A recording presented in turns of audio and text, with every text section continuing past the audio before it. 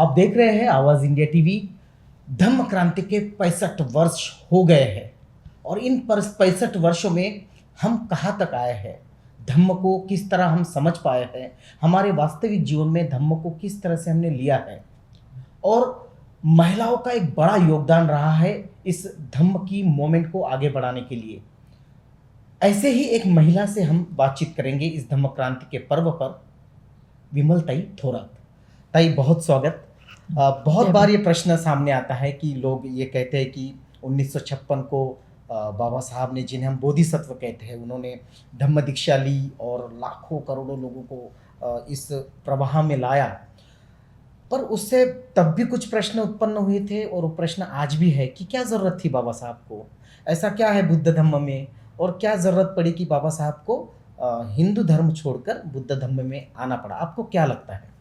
बाबा साहब ने बुद्ध धम्म का जो स्वीकार किया है वो बहुत सोच समझ कर किया था और लगभग 12 वर्ष तक उन्होंने अन्य धर्मों का, बुद्ध धर्म से इतर धर्मों का अध्ययन किया और क्रिश्चियनिटी, सिखिज़्म, इस्लाम, इन तीनों धर्मों का उन्होंने गहन अध्ययन किया और वहाँ उन्हें ऐसा महसूस हुआ कि जिस समानता की बात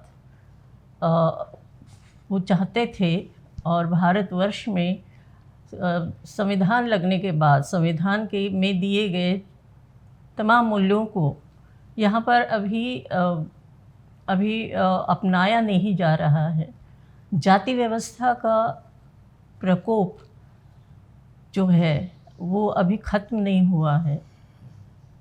हालांकि संविधान इसे मानता है कि छुआछूत एक बहुत बड़ा गुनाह है और जो कि एक कम्युनिटी के खिलाफ, एक लाखों करोड़ों की संख्या में जो कम्युनिटी है जिन्हें हम दलित कहते हैं, उस समय अछूत कहा जाता था, तो उनके साथ जो व्यवहार है उस भेदभाव के व्यवहार में कोई अंतराल नहीं आया है और लगातार बाबा साहब इसके लिए प्रयास करते रहे।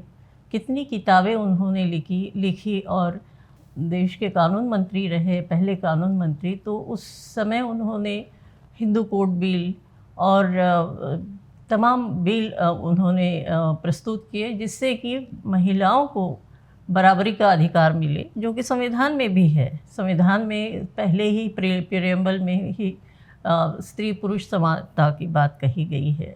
जाति और धर्म और क्षेत्र के आधार पर, भाषा के आधार पर, वंश के आधार पर किसी के साथ भी भेदभाव नहीं हो, सभी को समानता का और स्वतंत्रता का अधिकार मिला। लेकिन व्यवहार में ऐसा होता हुआ नहीं दिखा और डॉक्टर बाबा साहेब अम्बेडकर इससे बहुत चिंतित रहे हैं। उनकी वो चिंता बार बार वो जाहिर करते रहे हैं। जहाँ हिंदू बाहुल्य देश है ये, तो इसमें जो माइनॉरिटीज़ है, जो अल्पसंख्यक है और दलित, इनके साथ जिस तरह का व्यवहार हो रहा था और ख़ास करके दलित लोगों के साथ, कि शिक्षा के द्वार खुल गए थे, वो तो सावित्री माई ने ही खोल दिए थे और ज्योतिबा जी ने खोल दिए थे, लेकिन स्वतंत्रता के बाद जो एक बहुत बड़ा मौका महिलाओं को मिला और दलितों को मिला, शूद्रों को मिला, उसमें महिलाओं की जो एक भागीदारी है होनी चाहिए, हर क्षेत्र में होनी चाहिए, वो भागीदारी कहीं दिखाई नहीं दे रही थी। क्योंकि यहाँ की जो व्यवस्था है, जो संरचना है, जातिगत संरचना में स्त्री को बहुत निम्न दर्जा दिया गया और उसका प्रभाव हम अभी तक भी देखते हैं, क्योंकि मानसिकता अभी बदली नहीं है। संविधान को एक्सेप्ट करना और संविधान के मूल्यों को जीवन में उतारना, इसमें बहुत बड़ा अंतर है और यही बात उन्हें बहुत कचोटती रही। बाबा साहब ने कहा कि मैंने अछूत मतलब हिंदू धर्म में जन्म ज़रूर लिया है, लेकिन मैं ऐसे धर्म में मरना नहीं चाहता जो कि असमानता के ऊपर उसकी पूरी विचारधारा बनी हुई है। तो ये उन्होंने तय किया था और 1935 में जहाँ पर उन्होंने भाषण दिया था, येवला में जो भाषण दिया था, येवला के भाषण में ही उन्होंने ये बात कह दी थी, स्पष्ट रूप से कह दी थी।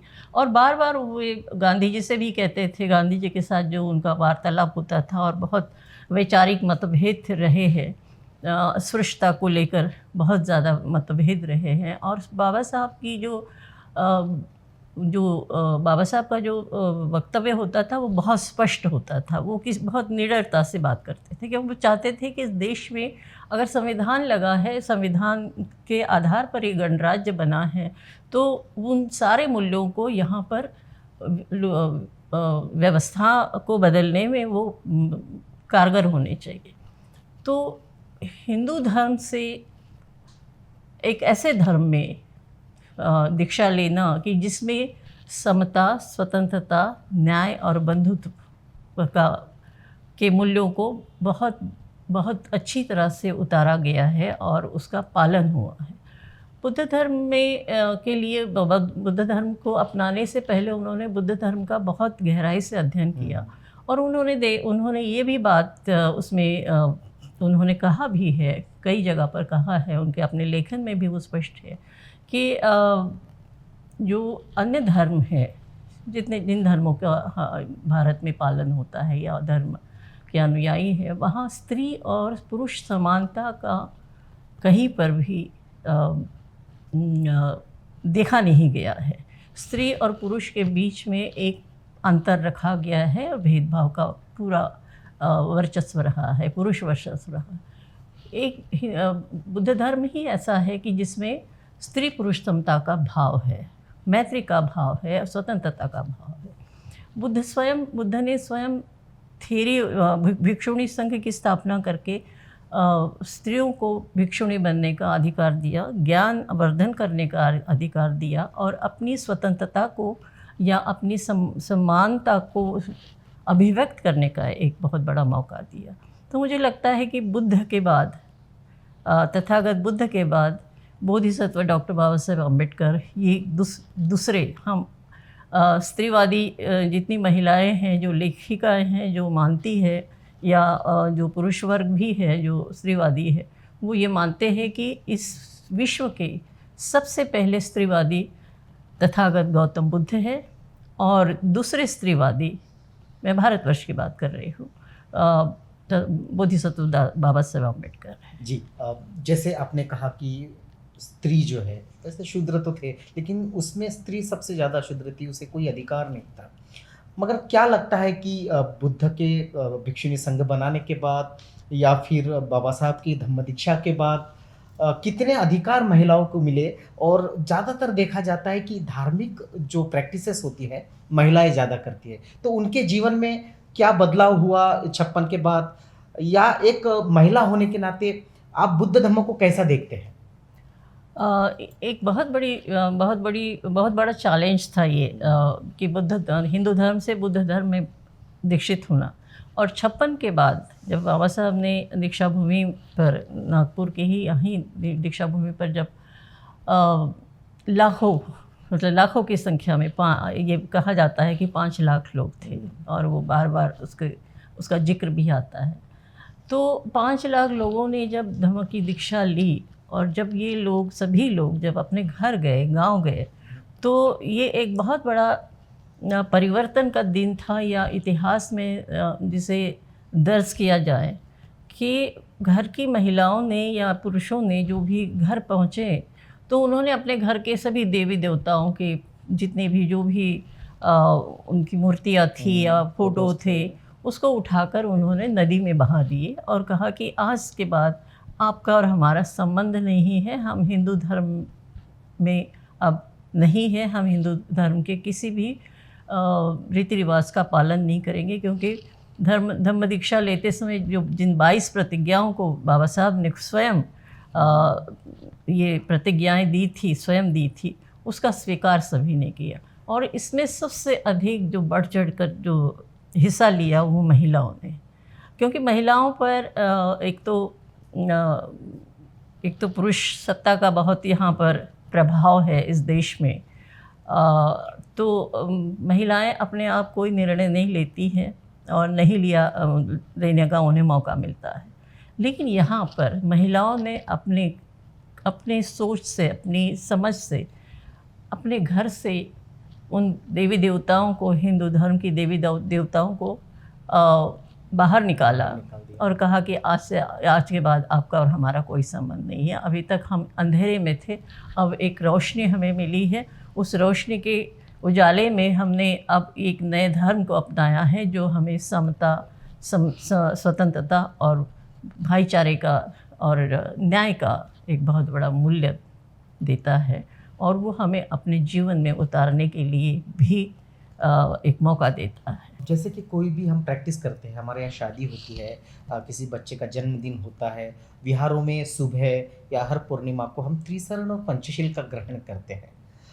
कुछ लोगों का ये कहना है कि आप लोग तो त्रिशरण पंचशील ग्रहण करते हो और हम लोग पूजा करते हैं या आरती करते हैं, तो आप भी तो वही करते हो जो हम करते हैं। आपको क्या लगता है कि उस पूजा में और या इस त्रिशरण पंचशील ग्रहण करने में कितना अंतर है? क्या है ये त्रिशरण और पंचशील? त्रिशरण और पंचशील ये बुद्ध धर्म के सबसे महत्वपूर्ण मूल्य तत्व है। और त्रिशरण का अर्थ यही हुआ कि हम कहते हैं बुद्धं शरणं गच्छामि, धम्मं शरणं गच्छामि और संघं शरणं गच्छामि।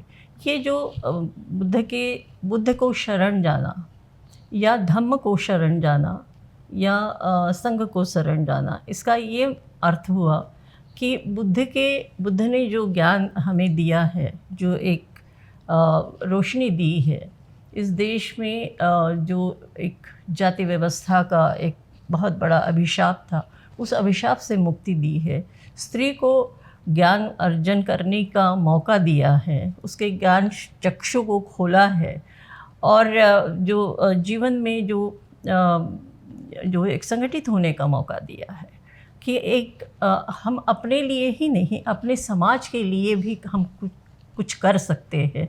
ये इसमें हम अपना एक निर्णय लेते हैं और 3 बार इसका स्वीकार करते हैं। तो ये सिर्फ स्वीकार करना एक वंदना के रूप में मुझे लगता है ऐसा नहीं है।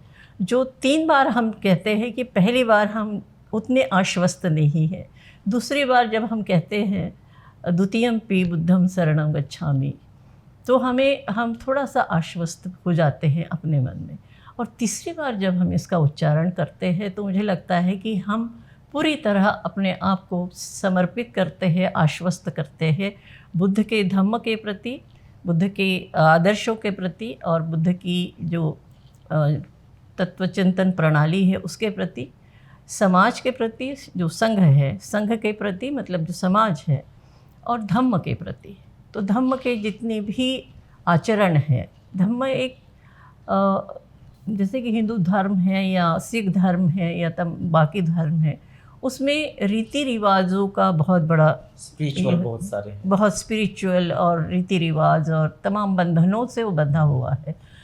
बुद्ध धम्म ऐसा नहीं है, ये एक आचरण की प्रणाली है जो कि आप अपने जीवन में आचरण के रूप में इसे अपना सकते हैं और व्यवहार में ला सकते हैं, जिससे कि करुणा है, प्रेम है और अहिंसा है, इन तत्वों को आप अपने जीवन में आचरण में ला सकते हैं। ये एक जीवन प्रणाली है। धम्म मतलब उस तरह का धर्म नहीं है जो बंधा हुआ है या उसके कई सारे बंधनों में आप जकड़े हुए हैं, तो उस जकड़न से ये मुक्ति देता है। तो बुद्ध धम्म का अपनाना, तो ये हुआ त्रिशरण। हम अपने जीवन में व्यभिचार न करें, हम मदिरा का पान न करें, मतलब जो नशीले पदार्थ है उसका सेवन न करें। इस तरह के जो 5 तत्व है, तो इन तत्वों का अपने जीवन में जब हम अंगीकार करते हैं, स्वीकार करते हैं, तो वो केवल एक व्यक्ति के जीवन को नहीं बदलता है, बल्कि वो पूरे समाज के जीवन को बदलता है। क्योंकि जिस दुख से मुक्ति की बात तथागत गौतम बुद्ध कहते हैं, वो क्या है? वो जो हम स्वयं जो निर्मित करते हैं। दुख मतलब जो हमारे पास नहीं है, जो चीज़ें नहीं हैं, जो वस्तुएं नहीं हैं, जो भौतिक चीज़ें नहीं हैं, उसके प्रति एक आकर्षण है, एक लोभ है, एक लालसा है। तो उस चीज़ों के प्रति आप अपने आप को मुक्त करना, या उसके प्रति हम जब नहीं है हमारे पास, तो उसकी आसक्ति क्यों? अगर वो आसक्ति नहीं रहेगी तो दुख का कारण ही नहीं रहेगा, और दुख जब नहीं है तो जीवन में आनंद ही रहेगा, और आप एक ऐसे जीवन को या ऐसी जीवन प्रणाली को अपनाते हैं कि आपके जीवन में तो एक बहुत अच्छा, बहुत सुकून पैदा होता ही है, लेकिन आप उस सुकून को, उस आनंद को, उस उत्साह को या उस समानता को आप चारों तरफ फैलाने का काम भी करते हैं साथ साथ। तो इसीलिए भिक्षुणी समुदाय है या भिक्षु समुदाय है, उनका ये रोज़ अपने जहाँ भी वो रहते हैं, जहाँ भी उनका निवास है, वहाँ से निकल कर वो बुद्ध के विचारों का प्रचार प्रसार करते हैं। तो मुझे लगता है कि त्रिशरण और पंचशील जीवन में अपनाने से जीवन को अधिक से अधिक सुंदर बनाने का, जीवन को मतलब व्यक्तिगत जीवन से नहीं मैं कह रही हूँ कि मैंने अपनाया तो मेरा जीवन, मैं केवल अपने लिए नहीं सोच रही हूँ, मुझे अपने सभी समुदाय के प्रति, अपने आसपास के लोगों के प्रति, अपने देश के प्रति ये एक भावना निर्मित होती है कि इस देश में अगर कहीं पर दुख है या कहीं पर अन्याय और अत्याचार हो रहा है या उनके साथ बराबरी का व्यवहार नहीं हो रहा है, तो उसे मुझे जो है दूर करना है और एक समतावादी समाज की निर्मित करना है।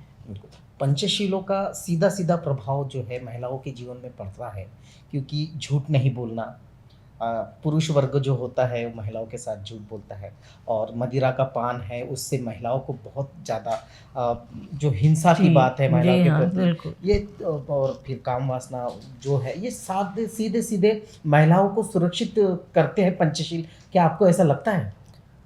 अगर जीवन में अगर पंचशील का अगर वाकई किसी व्यक्ति ने अगर इसे ग्रहण किया है, अगर बुद्ध धम्म में दीक्षित होकर अगर इसे ग्रहण किया है और आचरण में वो अगर लाते हैं, तो निश्चित रूप से ये एक ऐसे सुंदर जीवन की शुरुआत होती है कि जहाँ परिवार और परिवार के सभी सदस्य सुख और समृद्धि में जी सकते हैं, और कहीं पर क्लेश नहीं होगा, कहीं पर उनके आपस में ये जो झूठ बोलना या इस तरह की जो बातें हैं या कामाचार जो है या मदिरा पान है या तमाम जो ऐसी बातें हैं कि वो उनके घर तक पहुँचेगी नहीं। तो एक धम्म का विस्तार इतना बड़ा है, बुद्ध धम्म का, और हम देखते हैं कि ये विस्तार केवल व्यक्तिगत या समाज तक ही और या देश तक ही सीमित नहीं है, ये पूरे मध्य एशिया में और पूर्व एशिया तक फैला हुआ है। आज लगभग 40 देशों में बुद्ध धम्म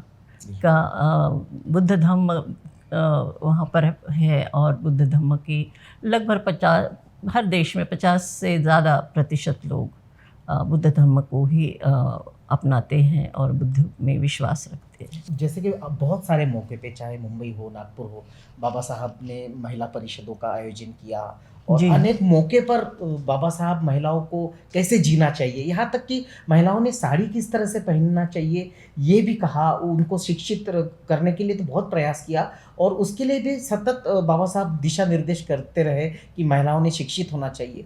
तो ये जो बाबा साहब की सारी बातें थी शिक्षा के प्रति, उनका महिलाओं का पोशाक कैसा रहना चाहिए, इसका इस आधुनिक युग में कुछ बाबा साहब का परिवर्तन में कुछ योगदान रहा है महिलाओं के? बहुत बहुत दूर तक तो देखा जा सकता है ये परिवर्तन। अगर हम महाराष्ट्र की बात कहें या महाराष्ट्र से लगे हुए जो प्रदेश है, जो राज्य है, वहाँ ये प्रभाव ज़रूर दिखाई देता है कि महिलाओं ने बहुत तरक्की की है। वो केवल शिक्षा की वजह से, शिक्षित होने की वजह से जो एक आपको मौका मिलता है, एक बहुत बड़े क्षेत्र में आपको प्रवेश करने का मौका मिलता है, वो उनको मिला है।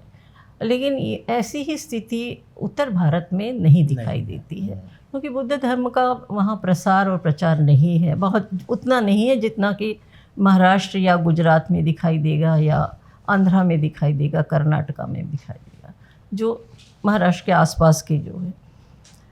पंजाब में भी बहुत प्रभाव है, और वहाँ बहुत दलित समुदाय ने बुद्ध धम्म का स्वीकार किया है।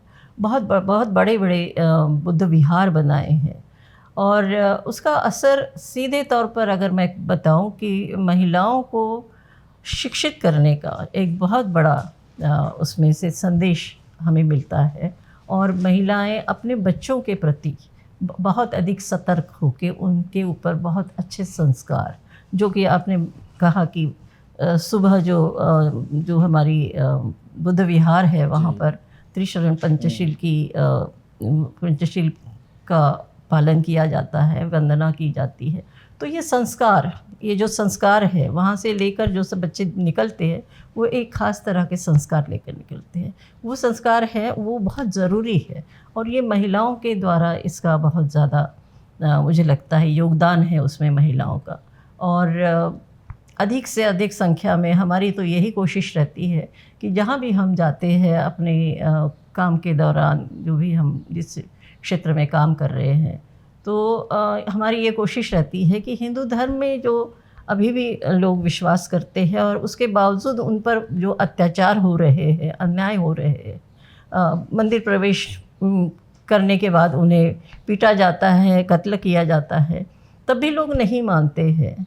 तो ये आपकी अपनी ज़िम्मेदारी है। हम ये समझाने की कोशिश करते हैं कि आप ऐसे धर्म में क्यों रहते हैं कि जहाँ पर आपको बराबरी का दर्जा नहीं दिया जाता है, और एक मंदिर जहाँ पर कुछ नहीं है, केवल एक पत्थर या किसी और या संगमरमर की मूर्ति है, जो कि आपका किसी तरह से सुरक्षा नहीं, आपकी सुरक्षा नहीं कर सकते, लेकिन आपके केवल अंधविश्वास की वजह से आप वहाँ जाना चाहते हैं और बाद में पीटे जाते हैं।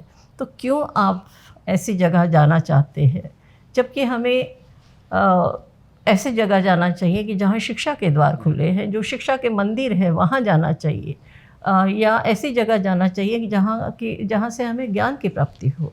तो ये बार बार बताने से फ़र्क तो पड़ता ही है, और ये कोशिश हमारी लगातार रही है और अभी भी जारी है कि ख़ास करके उत्तर भारत के 3-4 राज्यों में जहाँ पर हम काम कर रहे हैं मेरे ऑर्गेनाइजेशन की तरफ से, हम ये बार बार, और यही नहीं, बुद्ध चरित्र, बाबा साहब का चरित्र, माई सावित्रीबाई का चरित्र, छोटी छोटी पुस्तिकाएं हम लिखकर बच्चों में बांटते हैं, महिलाओं में बांटते हैं, ताकि उनमें ये विचार, सुविचार उनके मन में आए और उसका स्वीकार करें।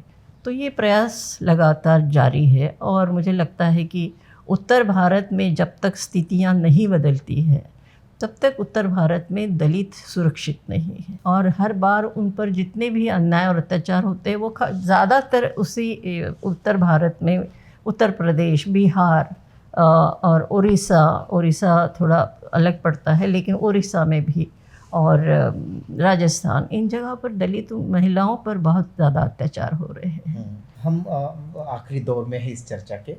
ये कहा जाता है कि जब तथागत का धम्म इस देश में था तो ये महासत्ता था। उसके बाद हमने देखा प्रियदर्शी सम्राट अशोक के काल में उन्होंने पूरे भारत को, इस जम्बूद्वीप को एकत्रित किया, विस्तार किया और धम्मानुरूप शासन किया। उसके बाद बाबा साहब ने संविधान के ज़रिए इस देश को मजबूत किया है। और इन तीनों को देखा जाए तो इनमें बुद्ध धम्म का बहुत महत्वपूर्ण एक अंग है। आपको क्या लगता है कि देश महासत्ता होने के लिए या देश के विकास के लिए धम्म की कितनी आवश्यकता है इस देश को? बिल्कुल, ज़रूर, आपने बहुत अच्छा सवाल किया है कि अगर ये एक समय जब भारत बौद्धमय था और उसके बाद जब हिंदू धर्म का जो आना हुआ और उसने बुद्ध धर्म को नष्ट किया, तो आप देखते हैं कि जब बुद्ध धर्म पूरे विश्व में फैला हुआ था, विश्व में मतलब कम से कम पूर्व एशिया में तो था ही, और आज भी वहाँ पर बुद्ध धर्म में ही दीक्षित है लोग। तो मुझे लगता है कि अगर इस देश में बुद्ध धर्म के जो विचार है, जो आचरण में अगर आ सकते हैं, ला सकते हैं लोग, तो इस देश में अभी जो स्थितियां हैं कि दलितों के ऊपर, अल्पसंख्यकों के ऊपर, आदिवासियों के ऊपर, महिलाओं के ऊपर जो अन्याय और अत्याचार दिनों दिन बढ़ता जा रहा है, देश को कई टुकड़ों में बांट दिया गया है। मतलब खेमे बना दिए गए हैं। ये अल्पसंख्यकों का खेमा है, वो भी यहीं के बाशिंदे हैं। उन्होंने भी इस देश की संरचना में, विकास में बहुत अपना खून और पसीना बहाया है। दलित तो सदियों से अपना खून और पसीना देकर इस देश को सींच रहे हैं। विकास का जो एक ये जो खड़ा हुआ है, एक इतना बड़ा देश का एक जो विकासशील देश में जो परिवर्तित हुआ है, उसमें सबसे अधिक जो मजदूर वर्ग है वो कहाँ से आते हैं? वो दलित समुदाय से ही आते हैं, आदिवासी समुदाय से आते हैं। तो ये जो अभी जो स्थितियां हैं जो कि हमारे सामने एक बहुत बड़े संकट के रूप में है, तो उस स्थिति को बदलने में धम्म का बहुत बड़ा योगदान हो सकता है, क्योंकि ये बांटने की बात नहीं करता है, ये सौहार्द की बात करता है। जब दुख की मुक्ति की बात बुद्ध ने कही है, तो वो दुख यहाँ पर हर कदम कदम पर मौजूद दिखाई दे रहा है। तो उस दुख को अगर ख़त्म करना है तो समता, स्वतंत्रता, भाईचारा और न्याय के ये तत्व जो है, जो बाबा साहब ने बुद्ध से ही ग्रहण किए हैं और जो हमारे संविधान में सबसे ऊपर है, जो कि जिसकी वो नींव है हमारे संविधान की, अगर ये तत्व अगर आचरण में लाए जाए और नहीं, लोग वैसे नहीं मानते हैं, तो इसे उनके जीवन में लाने के लिए कुछ ऐसे आयोजन किए जाए। ये नहीं कि ऐसी पूजा और अर्चना होती हैं कि जिसमें एक खास तबके के लोग ही पहुंचते हैं और दूसरे तबके को आने की लगभग मनाही सी होती है। तो ये सार्वजनिक नहीं होता है, एक खास लोगों की मानसिक तृप्ति का या उनकी जो कल्पना में जो एक है, जो एक बसा हुआ एक उनका जो भारत है, उसकी तृप्ति के लिए ये हो रहा है। बुद्ध धम्म ऐसा नहीं है। धम्म का रास्ता अगर बुद्ध धम्म का रास्ता अगर ये देश अपनाता है, क्योंकि इस देश को बुद्ध चाहिए, युद्ध नहीं, ये कहा गया है, बार बार कहा गया है। और वो इसलिए ही कहा गया है कि बुद्ध अहिंसा के तत्व को मानता है। अहिंसा का मतलब ये है कि जिसे हम कहते हैं राइट टू लाइफ, मतलब जीवन का जो अधिकार है, वो उससे अगर हम इसे जोड़े तो ये वो जीवन के उस अधिकार को सुरक्षित रखता है बुद्ध धम्म। और साथ ही साथ आपके पास जो भी आपने अर्जित किया है, उसकी सुरक्षा का भी जिम्मा वही देता है। तो मुझे लगता है कि ये तत्व अगर हम यहाँ पर, ये बुद्ध धर्म के तत्व अगर यहाँ पर लागू हो जाते हैं, उन मूल्यों पर लोग चलना शुरू कर देते हैं, तो इस देश में जो अभी जो लोगों के बीच में जो दुराव आया है, जो एक बहुत गहरी एक खाई तैयार की गई है धर्म के आधार पर, राजनीति के आधार पर, और तमाम ऐसी बातें कहकर कि देश को हो सकता है कि देश को पता नहीं कहाँ पर ले जाएगा। तो लेकिन उसकी सुरक्षा अगर हमें करनी है, संविधान को बचाना है, और समता का जो एक समाज, जिस समाज की कल्पना डॉक्टर बाबा साहेब अम्बेडकर ने की थी, उससे पहले 2500 वर्ष पूर्व बुद्ध ने की थी, और उसके लिए अहिंसा के सबसे महत्वपूर्ण तत्व को उन्होंने इस विश्व को दिया है। तो मुझे लगता है कि आज उसकी बहुत बहुत ज़रूरत महसूस हो रही है। तो बहुत बहुत ज़रूरत है बुद्ध के समता की, स्वतंत्रता की, बंधुता की, और बाबा साहब ने इसे संविधान में लिया, समता, स्वतंत्र, बंधुता और न्याय को भी जोड़ा। और अगर ये तत्व देश में लागू होते हैं तो इस देश का विकास बिल्कुल हो सकता है और ये देश महासत्ता भी बन सकता है। 65वें धम्म क्रांति के इस अवसर पर, और हमारे साथ विमल ताई थी। ताई, आपने अपना बहुमूल्य वक्त दिया, आपका बहुत बहुत धन्यवाद। जय भीम। मैं भी आपको धन्यवाद देना चाहती हूँ, और आवाज़ टीवी ने मुझे अपनी बात कहने का मौका दिया है, और आपने मुझे ऐसे अच्छे सवाल पूछे हैं कि जिससे कि मैं अपनी मन की बात आपके सामने रख सकती हूँ। धन्यवाद।